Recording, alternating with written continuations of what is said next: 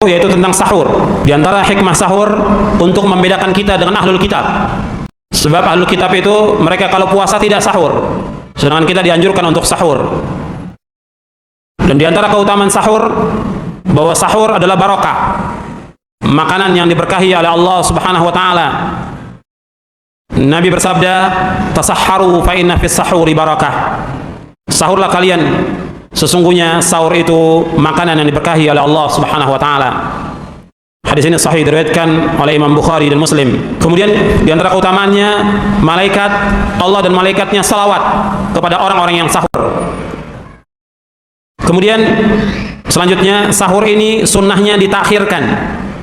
Jadi sahur itu bukannya jam 12 malam, bukan jam 1, bukan jam 2, bukan jam 3, tapi sahur itu menjelang subuh.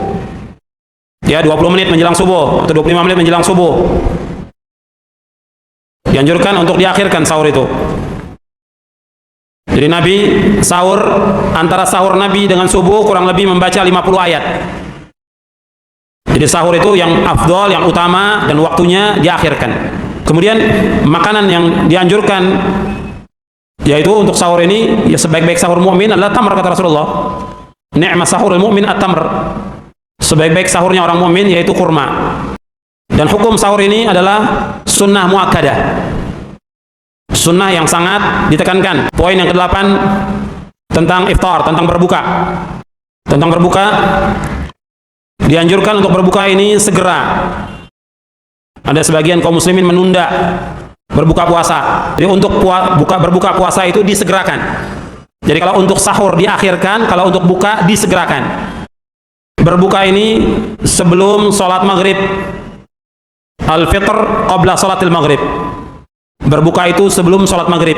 Di antara akhlak para nabi yaitu menyegerakan berbuka, mengakhirkan sahur, dan meletakkan tangan kanan di atas tangan kiri dalam sholat. Itu riwayat Tabrani dalam Mu'jamul Kabir. Kemudian berbuka dianjurkan dengan rutab, jadi kurma yang masih muda, atau kurma kalau tidak ada dengan air.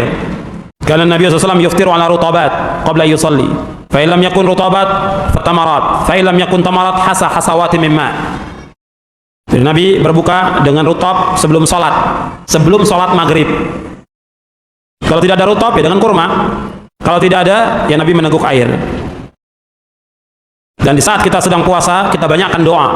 Karena doa di saat kita sedang puasa dikabulkan oleh Allah Subhanahu wa taala. Dari mulai terbit fajar sampai terbenam matahari, kita terus berdoa kepada Allah Subhanahu wa taala. Dianjurkan. Dalam hadis ada 3 doa yang dikabulkan. Yang pertama, doa orang yang sedang puasa. Yang kedua, doa orang yang dizalimi. Yang ketiga, doanya musafir. Kemudian untuk buka puasa, dianjurkan kita juga memberikan makan untuk orang-orang yang berbuka puasa. Dan ganjarannya besar. Dan kalau kita berbuka puasa di rumah orang, diundang, atau di masjid, atau di mana saja diberikan makanan berbuka, jangan kita lupa mendoakan orang yang memberikan makanan tersebut. Di antara doanya yang diajarkan oleh Nabi SAW, akala ta'amakumul abrar wa sallat alaikumul malaikah wa aftara indakumus saimun. Telah makan makanan kalian orang-orang yang baik, dan malaikat telah salawat kepada kalian, dan telah berbuka orang-orang yang berpuasa. Ini diriwayatkan oleh Imam Ahmad dan Ibnu Abi Syaibah dan yang lainnya. Atau juga dengan doa yang sudah umum, Allahumma at'im man at'amani wasqi man saqani. Ya Allah, berikanlah makan orang yang telah memberi makan kepadaku, dan berikanlah minum kepada orang yang telah memberikan minum kepadaku. Atau dengan doa yang lain yang diriwayatkan juga oleh Imam Muslim, Allahumma ighfir lahum warhamhum wa barik fi ma razaqtahum. Ya Allah, berikanlah ampunan untuk mereka, berikanlah rahmat untuk mereka, dan berkahilah apa yang Engkau berikan rezeki kepada mereka.